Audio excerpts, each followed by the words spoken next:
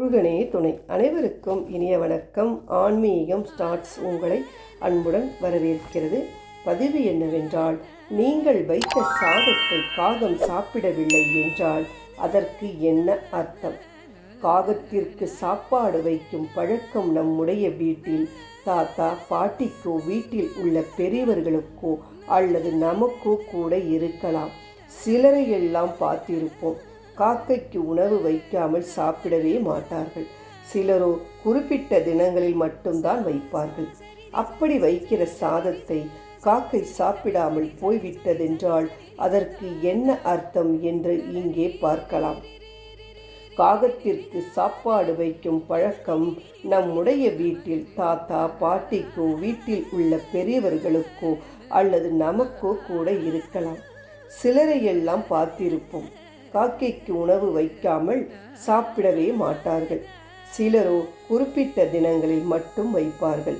அப்படி வைக்கிற சாதத்தை காக்கை சாப்பிடாமல் போய்விட்டதென்றால் அதற்கு என்ன அர்த்தம் என்று இங்கே பார்க்கலாம். அதாவது, காக்கைக்கு உணவு சிலர் சனிக்கிழமை தோறும் கட்டாயம் சாப்பாடு வைத்து விட்டுதான் சாப்பிடுவார்கள். சிலர் தினமும் வைப்பார்கள். சிலருக்கு சாதாரணமாகவே காக்கைக்கு சாப்பாடு வைத்துவிட்டு சாப்பிடும் பழக்கம் இருக்கும். சிலர் பரிகாரங்களுக்காகவும் முன்னோர்களுக்கான பித்ருக்களுக்காகவும் சாப்பாடு வைக்கும் பழக்கம் உண்டு. வராத காகம். பொதுவாக காகத்திற்கு சாதம் வைத்தவுடன் கா கா என்று நாம் அவற்றை கத்தி கூப்பிட்டால் தங்கள் கூட்டத்துடன் வந்து சாப்பிட ஆரம்பிக்கும்.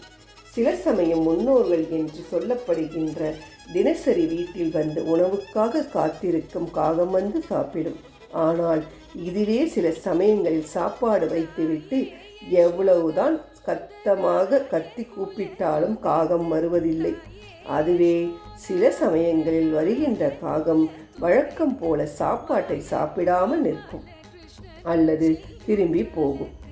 அப்படி நீங்கள் உங்களுடைய பித்ருக்களுக்காக நினைக்கும் காகம் நீங்கள் வைக்கும் உணவை சாப்பிடாமல் இருந்தால் அதற்கு என்ன அர்த்தம்? குழப்ப மனநிலை.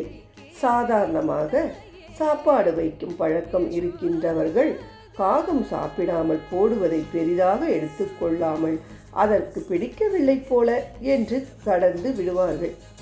இதுவே பரிகாரத்திற்காகவோ அல்லது பித்ருக்களுக்கான முன்னோர்களுக்காகவோ உணவை வைப்பவர்கள் அது சாப்பிடாமல் போனால் ஒரு நிமிடம் அப்படியே மனம் பெரும் குழப்பத்திற்குள் போய்விடும். எதனால் சாப்பிடாமல் போகிறது என்ற குழப்பம், ஏதேனும் நாம் தவறு செய்துவிட்டோமோ என்ற பயமும் தொற்றுக்கொள்ளும். அப்படி செல்லும் போது என்ன பரிகாரம் செய்தால் காகம் மீண்டும் வந்து சாப்பிடும்? பித்ருக்களின் கோபம். பித்ருக்களுக்காக நீங்கள் நினைக்கும் காகம் நீங்கள் வைக்கும் உணவை எடுக்காமல் போகிறது என்றால் உங்களுடைய முன்னோர்கள் உங்கள் மீது அதிக கோபத்தில் இருக்கிறார்கள் என்று அர்த்தம்.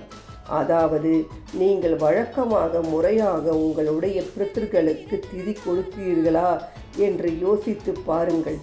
அதனால் கூட உங்கள் மீது கோபமாக இருக்கலாம். திதியின் முக்கியத்துவம்.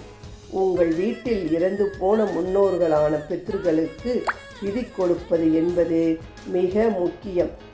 சிலருக்கு முன்னோர்களின் இறந்த தேதி தெரியாமல் இருக்கும். அதனால் கூட சிலர் திதி கொடுக்காமலே இருப்பார்கள். இறந்த தேதி மறந்து போனால் கூட பரவாயில்லை. புரட்டாசி, தை, ஆடி அமாவாசை ஆகிய 3 அமாவாசை நாட்களில் பித்ருக்களை நினைத்து வழிபட்டு அவர்களுக்கு கொடுக்க வேண்டிய திதியை கொடுக்கலாம். அப்படி நீங்கள் திதி கொடுக்க தவறினால் கூட காகம் வந்து நீங்கள் வைக்கும் சாதத்தை எடுக்காது. குலதெய்வம். நம்மில் நிறைய பேருக்கு அவர்களுடைய குலதெய்வம் எதுவென்றே தெரியாமல் இருக்கிறது. நீங்கள் செய்யும் எல்லா பாவங்களையும் விட குலதெய்வங்களை மறக்கும் பாவம் மிகவும் கொடியது. அதை ஒருபோதும் உங்கள் குலதெய்வமும் உங்களை மன்னிக்காது. மற்ற தெய்வங்களும் மன்னிக்கப் போவது இல்லை. அதற்கு முதலில் பரிகாரம் செய்யுங்கள். உங்கள் குலதெய்வம் கோவிலுக்கு போய் வாருங்கள்.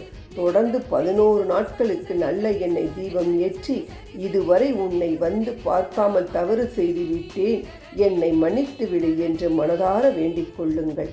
இந்த பரிகாரங்களை எல்லாம் முறையாக செய்து முடித்துவிட்டு வந்து பித்ருக்களுக்கான காகங்களுக்கு சாதம் வைத்து பாருங்கள். உடனே வந்து சாப்பிட ஆரம்பித்து விடுவார்கள்.